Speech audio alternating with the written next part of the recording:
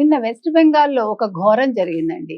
సువేందు అధికారి పిఏ ఎవరైతే ఉన్నారో చంద్రనాథ్ రథ్ ఆయన్ని దారుణంగా హత్య చేశారు. మీకు గుర్తుందా పరిటాల రవి హత్య ఏ రకంగా జరిగిందో?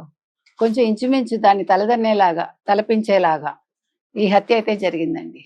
అంటే 10:30 గంటలకు ఆయన ఇంటికి వెళ్తూ ఉంటే పక్క నుంచి ఇట్లాగా అంటే ఆయన ముందు సీట్‌లో కూర్చునున్నారు డ్రైవర్ పక్కన.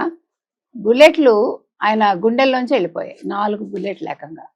పరిటాల రవిని ఎట్లా కాల్చారో ఇప్పుడు నేను ఇంక మళ్ళీ దాని గురించి పెద్దగా వివరంగా చెప్పను కానీ బాధాకరం అవన్నీ.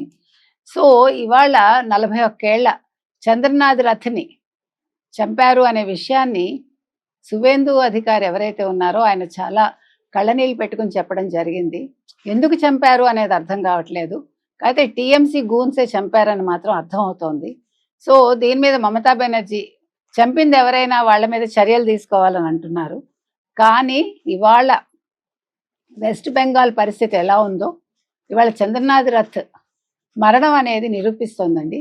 అంటే గూండాలు ఏ రకంగా ఉన్నారు, వీళ్ళు ఆల్రెడీ 3 రోజులుగా రెక్కి నిర్వహించి మరీ ఇతన్ని చంపారని తెలుస్తోంది. ఇతన్ని చంపటం వల్ల బీజేపీలో నైతిక స్థైర్యం అనేది తగ్గదండి. సువేందు అధికారి ఎవరిని వదిలిపెట్టనని చెప్పారు. సో మొత్తం వెస్ట్ బెంగాల్ని జల్లెడబెట్టి